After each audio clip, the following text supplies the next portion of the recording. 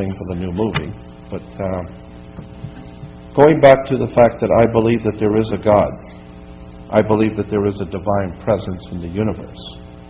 But I'm also well aware that that presence has been misrepresented for many reasons, usually for ignorance alone. And this is why I wanted to talk a little bit this evening about the religion that we hold holy and where it came from. Keep in mind that all of the religious teachings of the Western world and our Western civilization, all of the religious concepts and ideas that we hold dear have developed in the Northern Hemisphere.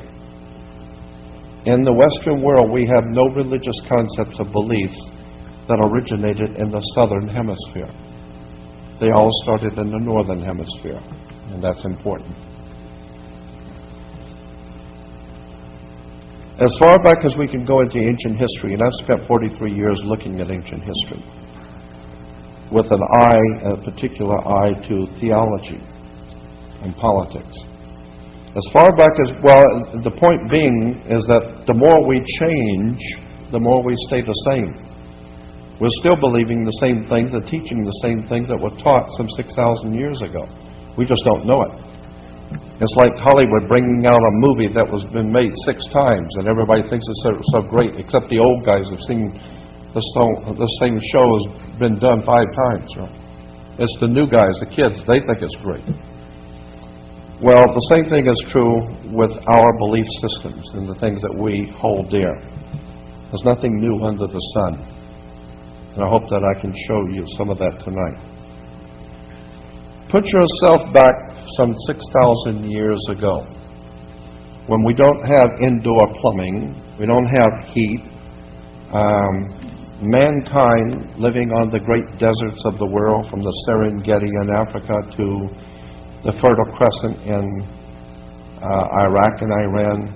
6,000 years ago, the ancient world, and probably far further than that, but let's just go back 6,000 years. The world was a very hostile place to live in for humans. It got very cold at night. And the animals, the predator animals, came out at night looking to get something to eat, something that was warm-blooded. So the idea is that if you didn't protect yourself when the sun was up, when the sun goes down, it's going to get cold. And you better have something to protect yourself. So the very first, in the researching of theology and religion of the ancient world, it becomes obvious that the first, most ancient belief system in the world was that the greatest enemy that this human family, that we as humans have ever faced on this earth, the greatest enemy that we have ever faced, the ancient people said, was darkness. It gets cold and scary at night on the desert 6,000 years ago. So darkness was the first great enemy of the human family. Consequently, the sun was the greatest gift that the Creator could possibly give the people of the earth, was the sun. The sun, of course, was the giver of life. And so many people have said that the ancient peoples were sun worshippers. In point of fact, that's not true. There's never been a people in the world that were sun worshippers. That's a mistranslation. In point of fact, the sun has been used as a symbol of mankind's concept of deity. The ideas that we hold about God, the sun symbolically represents. And the sun is not ours, of course. It doesn't belong to Africa. It doesn't belong to China. It doesn't belong to us. It belongs to God. So it was God's sun, and He was the light of the world. And so the sun is the light of the world. And if you go out at night and you look up at the stars, what are you looking into? You're looking into the sky. What's another word for the sky? Well, you're looking into heaven. That's right. So where is God's Son? Well, He's up there in heaven. Yeah, that's where He is, up there in heaven. Where else would the Son be if it isn't in heaven? He's the light of the world. Well, of course, what else lights the world if it isn't the Son? He is referred to in the ancient Egyptian religion. The Son was referred to as our risen Savior. Because in the morning, the sun would rise, and the Egyptians felt that the sun was their Savior. And in point of fact, the sun is your Savior. You don't think so? Wait till it don't come up. The sun keeps us alive. So it was our risen Savior. The Egyptians and the ancient peoples of the world realized that the sun was giving off energy. And energy is translated into plants. We take in the energy for life. So energy is life. Without energy, we're dead. So consequently, we're like a battery. Without the energy, we're just dead.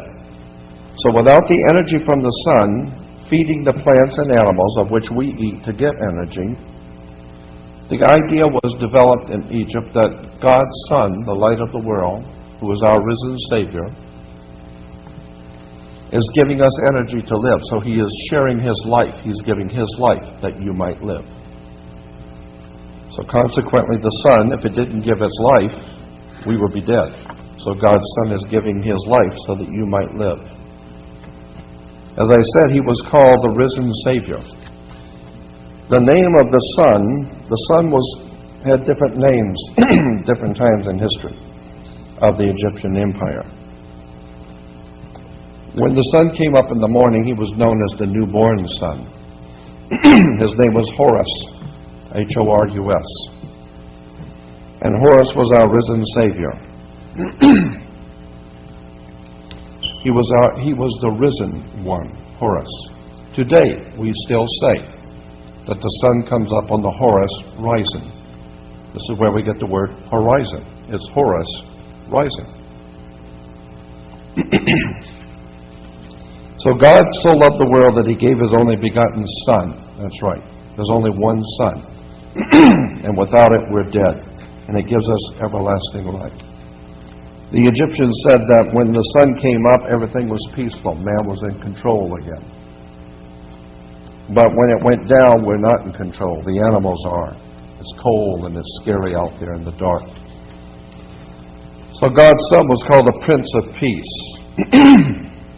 in the daytime.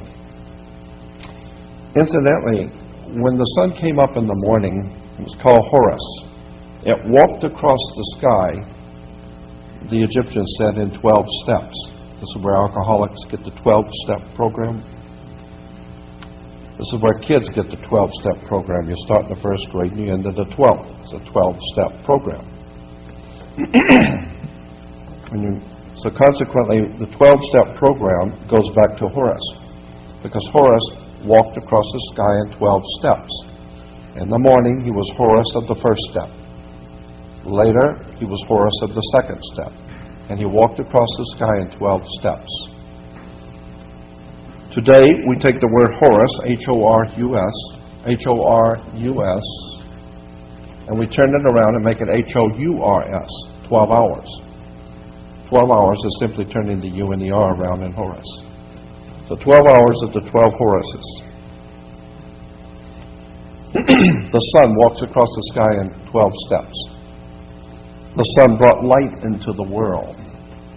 Consequently, in Latin, the word light is Lucius. This is where we get Luke Skywalker.